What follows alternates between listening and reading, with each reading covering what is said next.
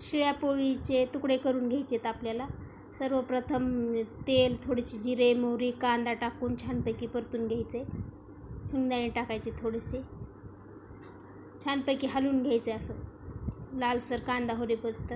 परत कढीपत्ता टाकायचा थोडासा, हलवून घ्यायचं. ते पण छान खरपूस तेलामध्ये भाजून घ्यायचं. त्यानंतर थोडेसे शेंगदाणे टाकायचे, ते पण छान हलवून घ्यायचे. त्याच्यामध्ये तेलामध्ये हलवून घेतल्यानंतर हळद टाकायची, थोडीशी कोथिंबीर टाकायची वरतून. हळद टाकल्यानंतर लाल तिखट टाकायचं. लाल तिखट टाकल्यानंतर थोडं परतून घ्यायचं सर्व. मीठ टाकायचं, हलवून घ्यायचं सगळं. हलवून घेतल्यानंतर तुकडे टाकायचे आपण फिरवलेले मिक्सरवर. तर ते पण छानपैकी परतून घ्यायचे. झाकून ठेवायचं थोडा वेळ. झाकून ठेवल्यानंतर बघा मऊसूत थोडीशी वरतून कोथिंबीर टाकायची, सर्व करायचं. गरमागरम तुकडे तयार.